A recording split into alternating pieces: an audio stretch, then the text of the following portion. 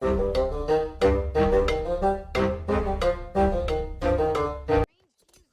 welcome to the Critically Clueless, and today we are going to be reviewing Back for Blood. It has finally released. It's been a game that we've all been looking forward to for a very long time. It is a successor to Left 4 Dead and has been developed by exactly the same people, Turtle Rock Studios. It's currently on the PlayStation, the Xbox and PC, and will set you back between £50 to £90. This is a AAA rated game and it is priced accordingly too. But for £50, or if you do get the deluxe edition, £90, what actually do you get? What is this game? Well, basically, you take on the role of a cleaner and you have to clear out levels of zombies, get missions done. There are 33 levels in all, but within those 33 levels, a lot of the map designs are actually reused. There are a number of different cleaners, operators that you can take control of. Each and every one of them has their own special skills and kind of playthroughs, like the way that they kind of play the things that they are good at. And this is, of course, a first-person shooter. There are a number of different guns, actually, ranging all different types of classes. There are melee pistols, submachine guns, machine guns, shotguns, LMGs. It's a lot of fun. The gunplay sounds really good. It actually does a pretty good job as a first-person shooter. I play an awful lot of COD, awful lot of Warzone, so I'm used to first-person shooters. I personally found that the aim assist on this game is very strong, and you may be tempted just to turn it off completely. There are a number of different difficulties throughout this game as well. I did actually find that easy was a lot of fun. If you rack it up a little bit and turn it up on the difficulty, then it does become very difficult, maybe a little bit too overwhelmingly difficult, and maybe there should be a little bit of a balance and a difficulty in between the lower two settings. Now, as I said before, there are a number of different cleaners that you can use. You can unlock more as well as you play through the game.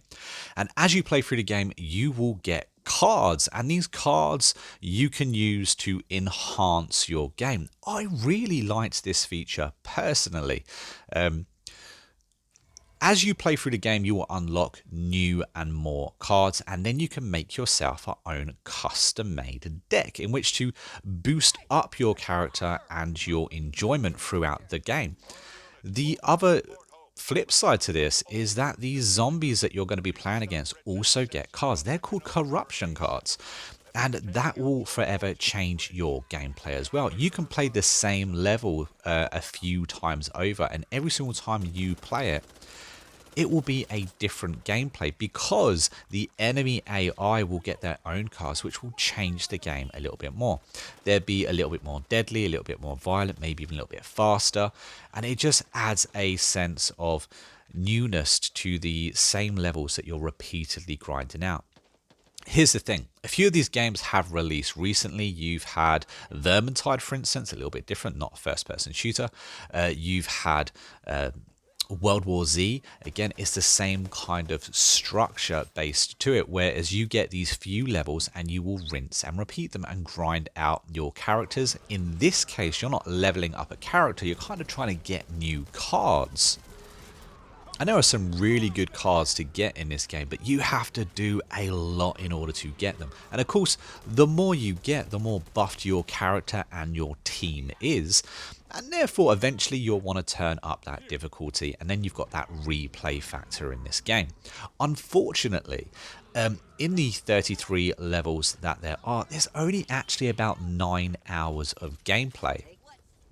Some of those levels are very easy, very quick to do. In fact, sometimes you can find out that your team is spending more time prepping for the level if you've never played it before than you are actually playing the level. Some of them are incredibly short and others are a little bit longer. I did actually quite like a lot of the levels. They aren't too sameish. Like I said, some of the actual levels are reused the level design is reused for different levels. You'll be doing different things and have different objectives to do in a very similar level that you've already played. And like I said, the actual gameplay itself is actually a lot of fun, especially if you're playing with friends. This isn't a game to play on your own, and you're actually penalized for playing solo in this game. And that is a real shame. This game does have solo play. You can play it on your own. You will have to be online to play it though, which I think is a little bit silly. The other thing about playing it on your own or playing solo is that anything you unlock, cards for instance, will not carry through to the main game. So anything you do in a solo game will not carry over, which is a massive shame. On top of that, you cannot even earn achievements for playing solo. Never before have I seen a game really penalize the solo player so much. You cannot even earn achievements in solo play. It's a bit silly. Honestly, for 9 hours of gameplay, I do think that this game is overpriced. I feel like at the moment, Back for Blood is 50-50. If you really want to play it, I would recommend picking it up, having a go. If you've got people to play it with, it can be fun.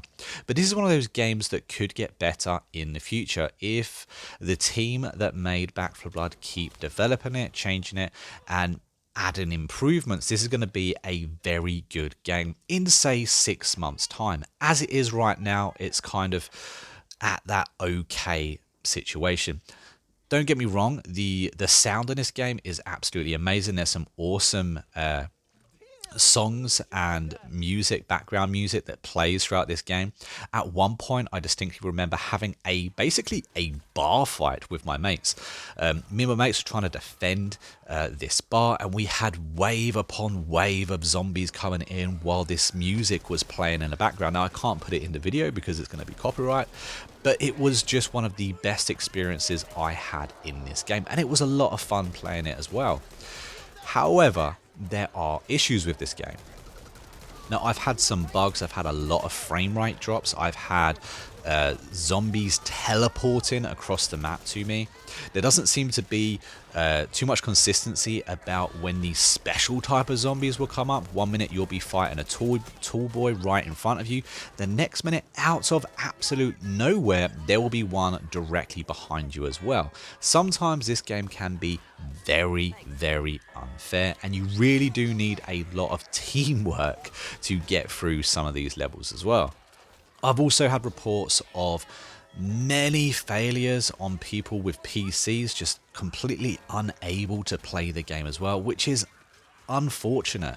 Now, I personally am on an Xbox Series S. I didn't have too many problems. I did have some visual bugs, like I said, and I had some recording issues as well. The game just did not want me to do it. But after many levels and a few good hours into this game, I was unfortunately just a little bit underwhelmed by just how much was in this game. And as I have mixed emotions on this game, it's going to be a 5 out of 10 from me. When I very first started playing this game, it was a straight thumbs down. After a few hours of playing with my mates, I decided that I enjoyed it a hell of a lot more with people than with randoms. You can thankfully play with randoms. The AI in this game isn't the worst. If you don't end up having a full team of 4, there will be a bot AI take over the 4th person, or if you need 2 people, there'll be bot AI there helping you out. They do their job. They drop you ammo. They pick you up if you've fallen, but sometimes they're not the smartest. They will get stuck behind doors or behind bushes. Yes, that's actually a thing. However, they do teleport on you, so if they ever go too far away from you, they will teleport straight to you. So that's kind of cool. You're never going to fail the mission because you've got a bot AI. At the end of every single level, you have to get to the safe room. If you manage to get to the safe room and the AI is still outside the safe room, it doesn't matter. You still get to complete the level, which I quite like. I like that you don't really get too punished for not having a full squad. However, I do strongly recommend playing with friends. But guys, that is it from me. So it's a 5 out of 10 from me. It's a play if you want to play, but honestly, I would not spend the £50 to £90 to actually play this game. I'd wait for it to go on sale, or failing that, if you've got Game Pass, this game is on Game Pass day and dot release.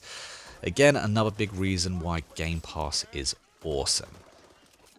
But let me know your thoughts on this game down below. Be very interested to know what all of you guys think who's played this game. Is this what you expected? Did you expect more? And have you enjoyed your time playing the game so far? But until next time, guys, I've been the Monk, and I will catch you later.